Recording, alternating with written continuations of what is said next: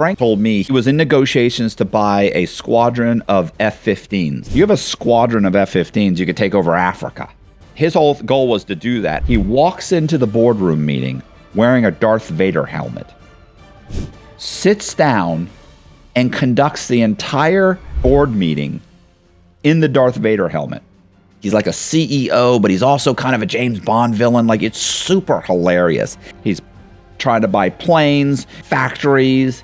He's got his own private military.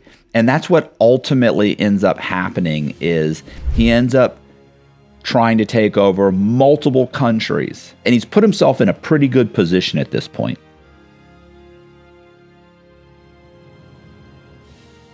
Hey, I appreciate you guys watching. So this is the next video in the Frank Amodeo story, which is based on the book I wrote, It's Insanity.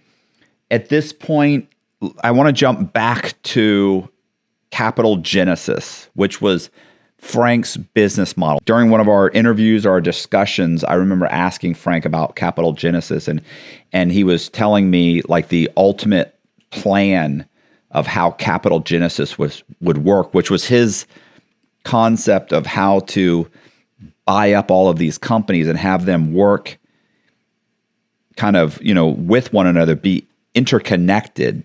And he's buying up multiple companies.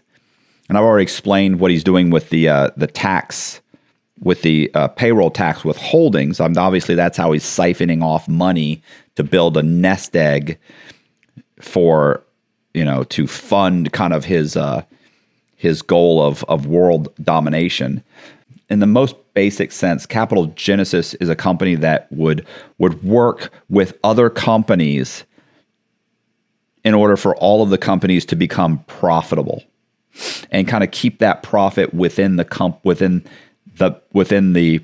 organization, almost like a rewards program, let's say, where you join a bunch of different companies that all give you slight discounts to try and only buy your gas from Shell and only buy your cars from Ford and they all work together to give each other discounts to kind of keep everybody in that keep the rewards, and kind of make you a part of this organization that helps condense its profits so that all those companies can move towards a common goal. And that's a very simple way. So a lot of these companies are also working toward a common goal, which is building relations. And I'll give you an example. Frank had a group of people that worked in Mirabilis, and what they were doing was they would build a relationship with, let's say, the Brazilian government to take, I think it was corn oil, in order to make some kind of a biofuel, right? To come up with this company to take this product that they had a lot of that was virtually worthless for them, but they could turn it into a fuel. And they were investing in in a company like that.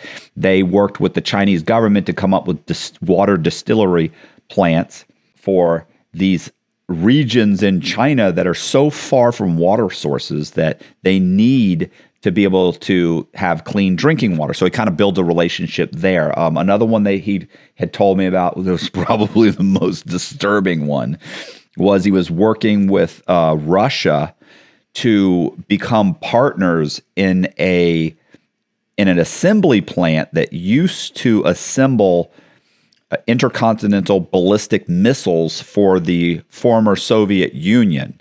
So he's trying to buy. Now they made airplanes. They were now assembling commercial jetliners, that sort of thing. And Mirabilis was trying to buy into that manufacturing plant or assembly plant. I don't know, manufacturing and assembly. I forget what he said. But basically, they were trying to buy controlling interest in that factory. So if he could do that, then what happens ultimately is he has the ability to manufacture his own airplanes. Speaking of airplanes, this is also something that I think I've touched on, is that one of the things that Frank was doing, of course, he owns his own, private kind of a military group, Tactical. But Frank also at one point was trying, and this was actually the same thing. This was in like 2000, I want to say 2005. So like roughly the mid 2005. And it's funny too, because I interviewed a couple of guys about this, because here's what I had to prove this. I had Frank telling me this is what he did, and here's what he did. He was negotiating with a company that helps facilitate the purchase of fighter jets. Like, I give you the actual fighter jet that he was doing that he was trying to buy were F-15s. So, and here's the thing, like F-15s, F-16s, F-14s, these are planes that America sells to its allies. Like lots of our allies, like there have been thousands, I don't mean hundreds, I mean thousands of our allies buy F-15s, F-16s, F-14s. They'll buy them used from us. Sometimes they buy them, sometimes they'll go to McDonnell Douglas, and they'll arrange to buy, 50 of them or 100 of them, right? Saudi Arabia has them, Israel has them, and those are brand new. But you can also, when you have the Air Force is getting rid of some of these jets, they typically just chop them up, right? But you can also buy them. And what happens is they'll take 20 of them or 10 of them that they're saying, look, they've got this many hours on them. It's not worth us to keep them running. We'll sell them for private use. And these things fly at they fly at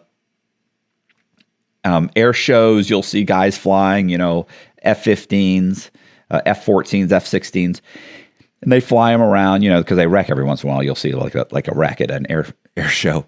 Here's what they do is they fly them. They don't give them to them with the missiles. They don't give them with any of the equipment. They go in, they gut them, they take out, they declaw them, I think is the technical term. What Frank had said was they declaw them. They take off all of the armaments. They even remove all of the software and hardware that are associated with them. So they rip out all the harnesses, everything.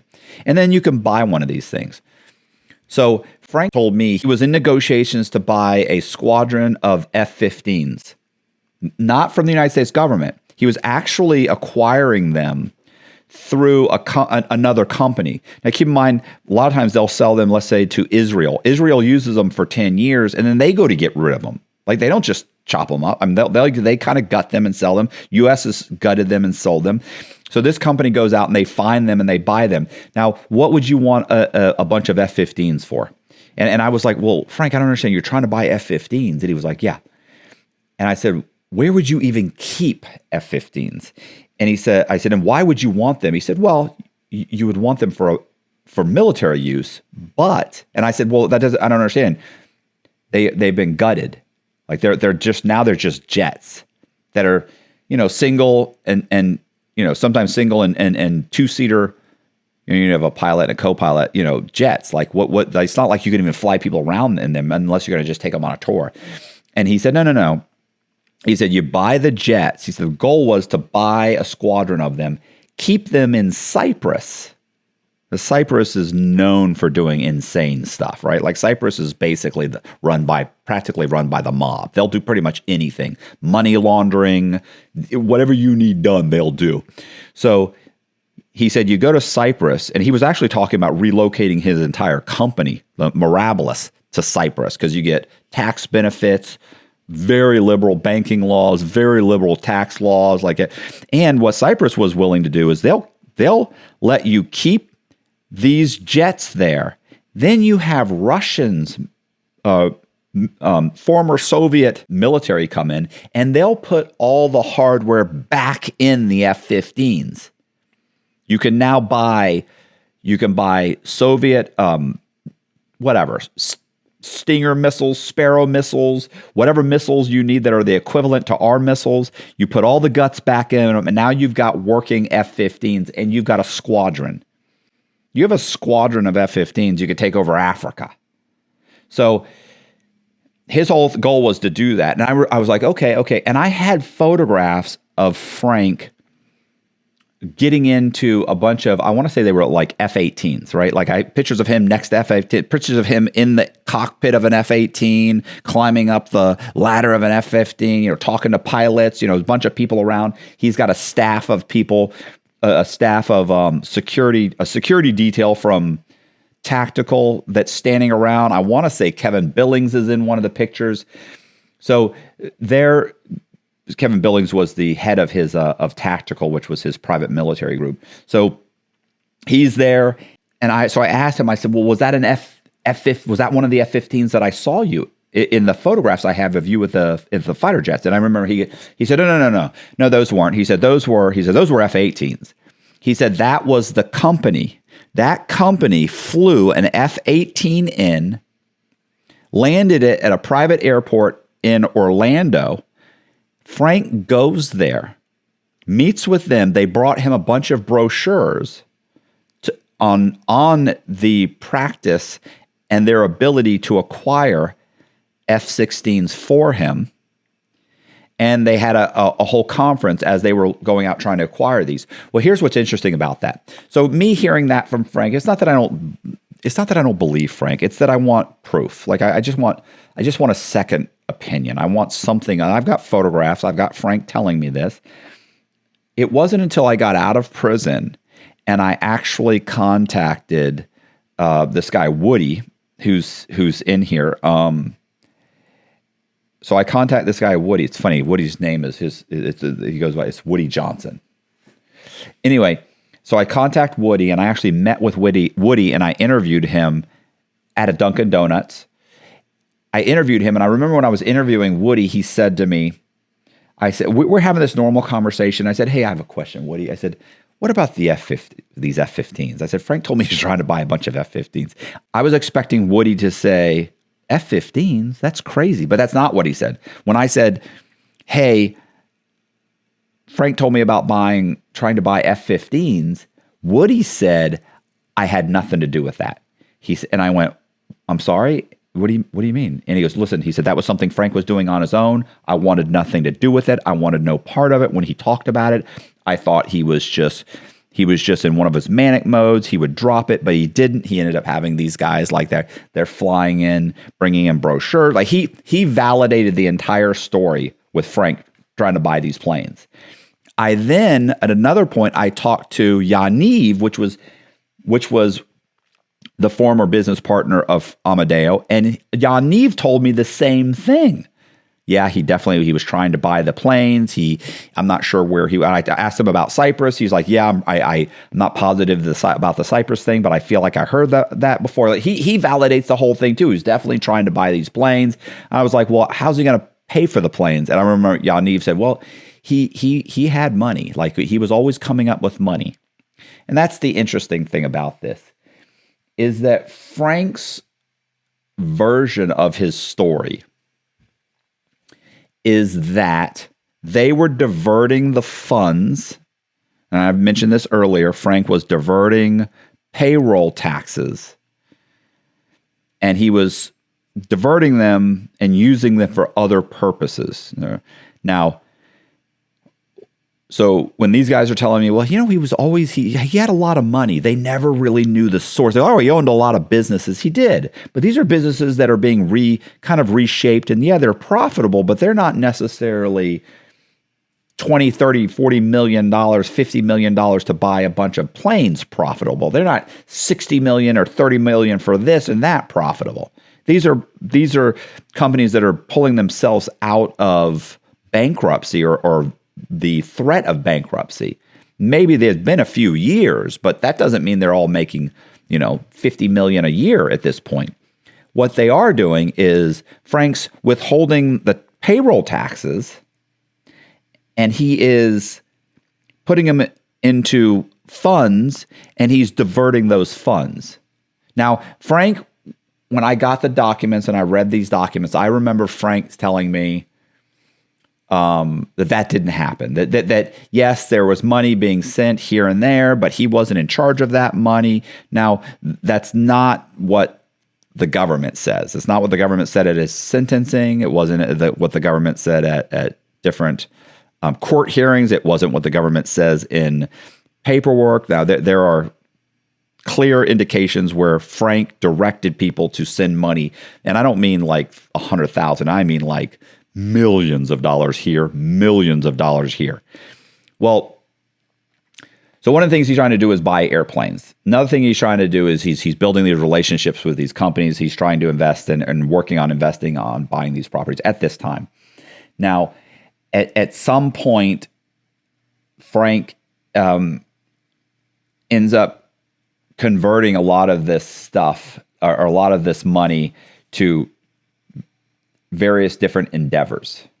There were multiple people working with Frank. There are CPAs, there are lawyers, there are CEOs of his company that have been CEOs and presidents of other companies, experienced directors that are being brought in and are working with him.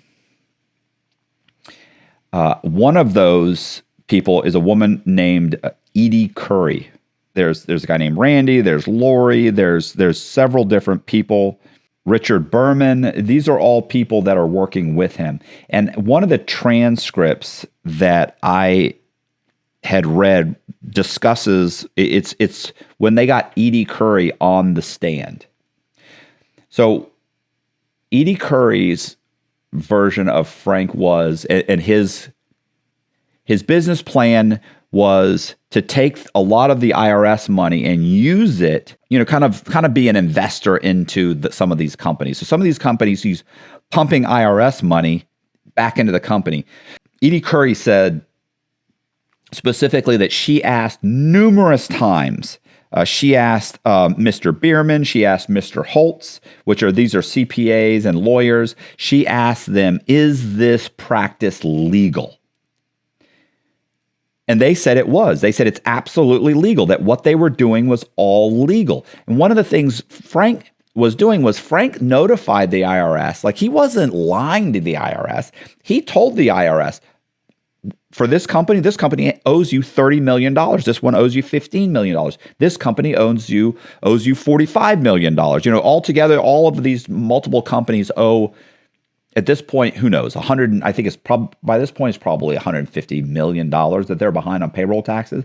And what Frank's doing with that is he's trying to buy airplanes. He's backing political candidates. He's donating to political parties. He's doing all of these insane things. He's pumping money into real estate endeavors. One of the things he did was he ends up buying out Donald Trump out of Trump Towers, which was in Tampa. I've got an article on that where Trump talks about Mirabilis. He talks about Mirabilis buying him out of the company, of the development project Trump Towers in Tampa. So I may or may not mention that again. The point is that it's so funny. Like, you can punch in Mirabilis, Trump Towers, Tampa, Florida, and this article comes out. It comes up, and it's Trump talking about it. So, Frank's doing a bunch of stuff with a bunch of different money.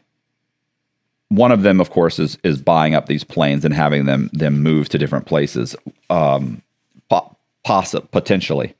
One of the funniest things about that whole thing is when Frank would get into a manic mood. Keep in mind, his wife Claire knows that Frank's got problems. She knows what he's doing. She knows he's brilliant, but she also knows, more so than anybody, she knows that his ultimate goal, he thinks he's going to be like emperor of the world, right? And when things start going really good, Frank gets really manic and he starts talking crazy. So periodically she would call up some of these guys at the company, and she would say, listen, he just left. He's headed that way. He's going to be at the office soon, and he's absolutely manic. He's talking crazy today. He's talking about world domination. I don't know what's happening. She's calling Holtz, which is like one of the CEOs of the company. She's telling him this is what he said. This is insane. Oh, actually, he was a lawyer. I don't know what to do. And he's telling her, calm down. She's like, no, he's talking about invading countries. He's talking about invading the Congo. And And Holtz is like, listen, Claire, Kevin Billings is perfectly aware of Frank's mental situation. Like, we've got it under control. We have it all under control. He's not invading anything. We're fine. We've got it under control. And, so everybody's aware of this, of what's happening. Frank's mental condition was not stable, is what I'm trying to say. Secondly, he had professionals that were, even his own wife and friends that were trying to say, this doesn't sound legal, what's happening with this money that you guys are withholding. And this wasn't like 3 months or 6 months. This was years that they're negotiating. And he's making payments to the IRS. So even though the IRS is like, look, you owe us $150 million or $180 million, whatever it was at any given time, he's able to say, well, we're making payments and negotiating down what we owe you. But then they were making payments. They made all their scheduled payments. So one of the interesting things about that is that, everybody's arguing about it. Is this legitimate? Is this legitimate? And it seems like that at some point the government would come in immediately and try and take these companies over. But here's the thing, hundreds of thousands of companies at any given time in the United States, there are hundreds of thousands of companies that are behind on their payroll withholding taxes. That seems crazy, right?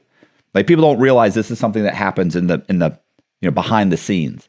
But let's say you're like, I don't know, Waterbed Warehouse, or like I said, you make these, you make coffee cups, and you've got 200 employees, and you get behind, or you need, your money is not separated correctly, and it's commingling funds, and look, it's absolutely illegal, but it happens all the time. And some of that money, and you go to make your payment to the IRS, and you don't have the money. If you notify the IRS, hey, I owe you this money, but we had a cash shortage, and we don't have the money right now. We'll double up next quarter.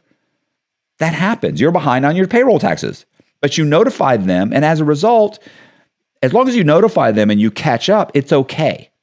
They understand that. You fill out a form, you send it to them. They go, oh, they're behind. People get behind. People get behind. People catch up. So getting behind doesn't mean the IRS comes in and says, we're closing the company. We're seizing this. They don't want to do that. You've got a couple hundred employees. You got 100 or 200 employees. They don't want to shut your company down or try and seize all your bank accounts. How are you going to pay your employees? So they don't want to do that, especially if you're being upfront and you notify them. And keep in mind, they're months, if not years, behind on even catching up to anything. So these kinds of things happen all the time. So it wasn't unreasonable what was going on with them. What was unreasonable is the people that Frank surrounded himself with, allowing this to go on unchecked. They were trying to keep him mentally stable, right? Like his mood swings stable, his delusions stable. But I'm going to give you an example of something that happened one time. And Edie Curry talks about this, and I've heard Yaniv has talked about it, Woody talked about it. Multiple people have talked about it. It's in multiple transcripts, but Edie Curry, I remember, she was trying to explain to the prosecutor at one point in one of these transcripts that she didn't really think, she knew that he joked around about things, but she didn't really think he had an issue. She didn't think it was an issue that he was mentally unstable. But she does mention, she goes, there was one thing that was a little bit off. And they said, really, like, what was that? He did come into a boardroom meeting one time. He walks into the boardroom meeting wearing a Darth Vader helmet, sits down, and conducts the entire board meeting in the Darth Vader helmet. Nobody says anything. Why would they say anything? If you are a CEO of a company and you're making $350,000 a year, plus stock benefits, and a company that you think may be worth billions, you don't say anything. If you're a secretary that should be making $40,000 a year, but you're making $150,000 a year, do you stand up and say, listen, this guy is he's off his rocker. He's crazy. We need to get somebody in here. That's not what happened. What happened was they ended up hiring a psychiatrist to come in. They gave him an office right next to Frank's, and they paid him to basically be on call or in the office 40 hours a week. Full time. You have your full-time psychiatrist trying to keep this guy stable. That's it. That was the extent that they did. They went and they got a psychiatrist. Nobody thought, hey, I need to get out of this situation. I can't work for this guy. It's too. They didn't do that. So there's actually a character called Milton Crest. And it's a James Bond book. It was never made into a movie, but Milton Crest is one of the villains in one of the James Bond books. It's called the Heidelbrand Conspiracy, or the Heidelbrand something. I forget the name of the book, but he's like that character. He's like Mr. Big, right? Like he's one of these James Bond villains that is like, he's like a CEO, but he's also kind of a James Bond villain. Like it's super hilarious.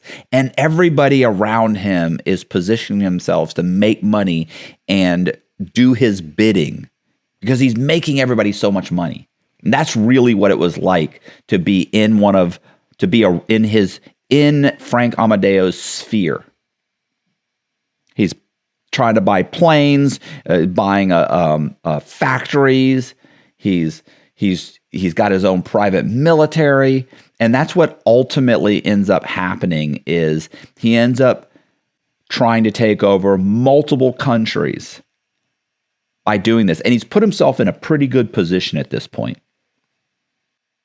There's a guy named Simon Mann, which I haven't talked about.